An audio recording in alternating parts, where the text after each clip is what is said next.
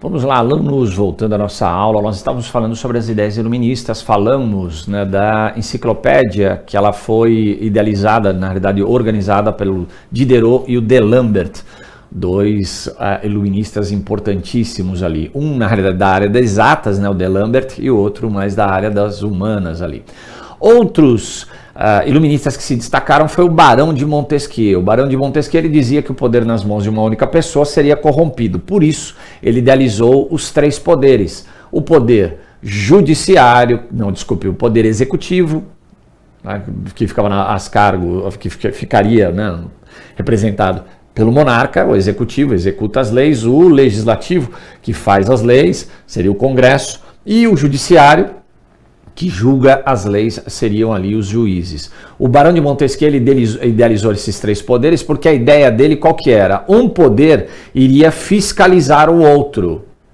Então um poder iria fiscalizar o outro. Dessa forma um poder não ficaria nas mãos de uma única pessoa e o poder não seria corrompido. Porém o Montesquieu errou numa pequena questão.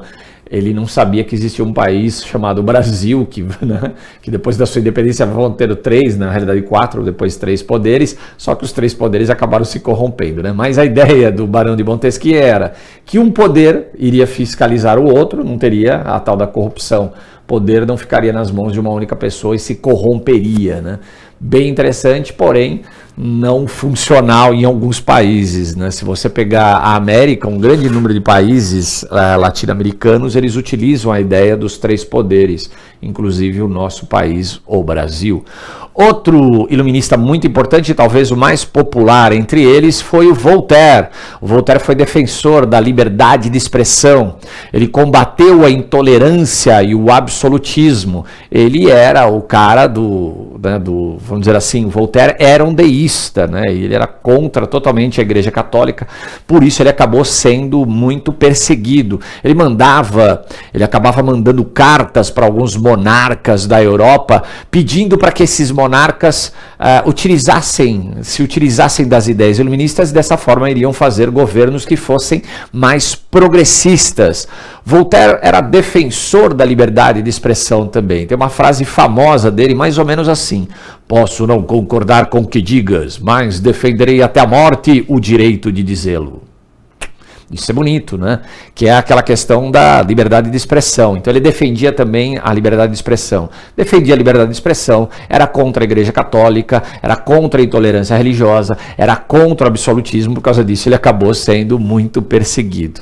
Ainda dentro dessa questão do liberalismo, do iluminismo, você também tem as ideias liberais, o liberalismo econômico, que é uma crença ideológica adaptada ao capitalismo industrial. O liberalismo econômico ele surge dentro desse movimento do iluminismo no século XVIII.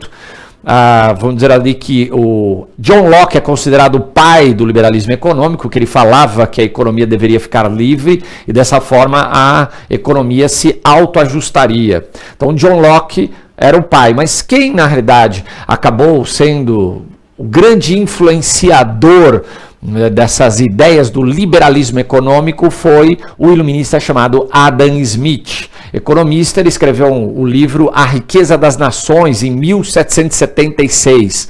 Adam Smith ele dizia que a economia deveria ficar livre, que o monarca, na realidade o Estado, não deveria interferir na economia de forma alguma. Para Adam Smith, sem a intervenção do Estado, uma mão invisível iria organizar a economia. Que mão invisível era essa? A oferta e a procura. Eu preciso de uma caneta, eu vou comprar a caneta que seja melhor e muito mais barato. Então, quer dizer, é a oferta e a procura. Eu estou procurando uma caneta boa e barata. E aí você tem determinada pessoa que vende essa caneta boa e barata. Eu vou comprar dele, não vou comprar outra que é cara e não funcional. Então, o Adam Smith ele dizia que essa mão invisível, que na realidade é a oferta e a procura, essa mão invisível iria regulamentar a economia. Regulamentando a economia, existiria então uma harmonia, vamos dizer assim, social, porque, vamos dizer assim, um iria ajudar o outro.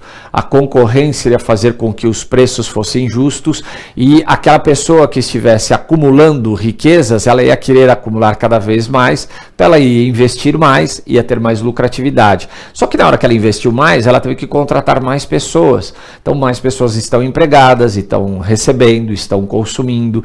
Então, na realidade, a liberdade econômica, segundo Adam Smith, traria uma harmonia social. Então, alguns preceitos do liberalismo econômico que eu coloquei para vocês ali. Ó.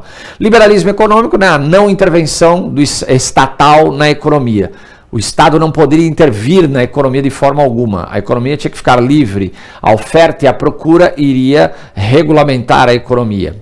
Autorregulamentação, então, viria através do mercado, que eu falei para vocês, a oferta e a procura.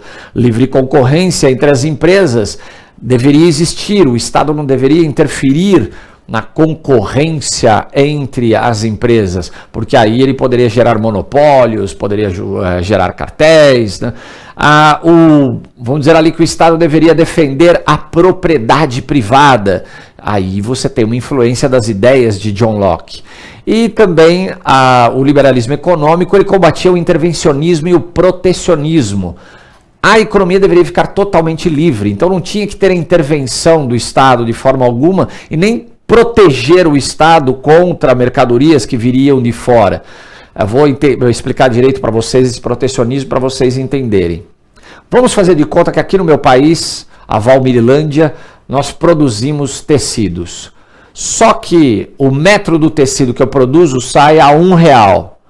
E aí, de repente, né, no país do lado, sei lá, os Estados Unidos, eles produzem tecidos também, só que eles produzem a um custo mais baixo, então eles podem praticar um preço mais baixo. E eles começam a vender aqui o tecido deles, os americanos começam a vender o tecido deles aqui na Valmirilândia a 50 centavos.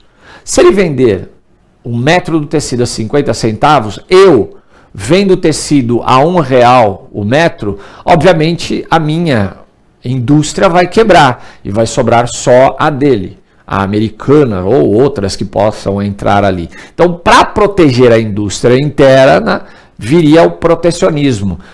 Para proteger a indústria interna, para que a indústria nacional na Valmirilândia de tecidos ali não quebrasse, o governo coloca o quê? Ele acaba colocando, vamos dizer assim, obstáculos para a entrada de outros produtos. Ele coloca impostos muito altos. Então, na hora que entrar o tecido americano, ele não vai conseguir ser comercializado a 50 centavos. Ele vai ser comercializado, sei lá, a 1,50. O meu aqui da Valmirilândia, o metro é R$1, então eu vou vender, vai vender pouco desse tecido que está vindo de fora. Dessa forma, eu protegi a indústria interna, eu protegi os empregos, né, ali. Então, os liberais ali da economia, né, aqueles que eram a favor do liberalismo econômico, eles eram contra o intervencionismo do Estado e o protecionismo. Para eles, a economia tinha que estar livre. Mas você pode quebrar a indústria interna. Eles não queriam nem saber. O liberalismo econômico diz que tem que ficar a economia totalmente livre. Através ali da concorrência, você vai melhorar o seu produto, você vai melhorar o preço do seu produto. Então tá aí alguns iluministas, a mesma gravura que eu coloquei lá para vocês no começo, só que essa não está dividida, né? Não tem o continente americano ali, são os iluministas ali reunidos, discutindo ali, trocando ideias. As ideias iluministas, como eu falei para vocês logo no início da aula, as ideias iluministas elas influenciaram de uma maneira muito forte, vamos que por assim dizer, né, todo o Ocidente, mas de uma maneira muito forte, a América, o continente americano. Porque logo depois, né, que você tem o surgimento das ideias iluministas, aliás, no mesmo período, você tem a ocorrência da Revolução Francesa. E a Revolução Francesa ela foi influenciada pelas ideias iluministas. E aí você tem, com essa Revolução Francesa, a destruição do absolutismo. Depois você continua tendo a Revolução Francesa, aí sobe ao trono, lá na frente, né? Não sobe ao trono, mas assume o poder o Napoleão Bonaparte. E o Napoleão Bonaparte ele vai dominar praticamente toda a Europa Ocidental. E sem querer ele leva as ideias, vamos dizer assim, iluministas, né, de um liberalismo político, ele leva essas ideias para toda a Europa Ocidental, fazendo com que o absolutismo ele comece a ser derrubado aos poucos. Quando ele dominou a Europa, praticamente toda a Europa ocidental, as colônias na América ficaram abandonadas, porque o Napoleão Bonaparte ele dominou a Espanha e ele chegou a invadir por 4 vezes Portugal. Ele não chegou a dominar Portugal, mas ele invadiu por 4 vezes. E a família real portuguesa ela fugiu para o Brasil. Então, quando Napoleão Bonaparte ele toma a Europa ocidental, meio que o continente americano, a parte latina, fica abandonada. É aí que começa toda uma proclamação de independência, né, na América Latina. Vários países vão surgindo, influenciados pelas ideias iluministas e também influenciados pela Revolução Francesa que estava ocorrendo, que tinha ocorrido, na realidade, dentro do continente europeu. Mas nós temos também uma influência muito grande dos Estados Unidos. A independência dos Estados Unidos influenciou a Europa e influenciou a América. A independência dos Estados Unidos, eu como professor de história, não gosto das ações dos Estados Unidos. Que ações? As ações imperialistas dos Estados Unidos. Os Estados Unidos, vamos dizer que os Estados Unidos, ele explorou todos os países do continente americano. Todos os países. Não tem nenhum país do continente americano que não tenha sido explorado pelos Estados Unidos. Então, eu como professor de história, obviamente, eu não concordo com as ações do governo americano, as ações imperialistas do governo americano. Tem gente que gosta. Tem gente que acha maravilhoso, né? Uma ligação com os Estados Unidos muito forte. Tem gente que acha maravilhoso, que acha que dessa forma vai conseguir o desenvolvimento. Nós tivemos a influência dos Estados Unidos desde a independência do Brasil. E até hoje nós não conseguimos desenvolvimento. E é uma coisa muito louca, é quase impensável um país como o Brasil, riquíssimo, não conseguir uma situação, vamos dizer assim, de maior igualdade social, de até desenvolvimento. Um país que tem água em abundância, país que tem a maior quantidade de rios do mundo, país que tem ferro, que tem petróleo, que tem carvão mineral, um país que tem uma quantidade, né, de recursos minerais enormes, país que tem uma quantidade de recursos energéticos enormes, país que você pode plantar o ano inteiro e colher o ano inteiro, país que não tem terremoto, não tem vulcões, país que não tem catástrofes naturais. Como que, né, não consegue o desenvolvimento? Tem que se pensar, né, ali. E um dos motivos de um não desenvolvimento do Brasil é a interferência dos Estados Unidos no Brasil. Então eu, como professor de história, não gosto da política imperialista dos Estados Unidos que existe até hoje. Porém, a independência dos Estados Unidos ela é admirável, ela é muito bonita. A história de independência dos Estados Unidos ela é bonita e inteligente. A gente vai comentar a respeito disso. Então tá lá, a independência dos Estados Unidos que teve a influência das ideias iluministas. A forma de colonização nos Estados Unidos ela já foi diferente. Na verdade eu vou falar de América anglo-saxônica. América anglo-saxônica, Canadá e Estados Unidos. Aliás, quando eu falei para vocês que todos os países do continente americano já haviam sido explorados pelos Estados Unidos, isso inclui o Canadá.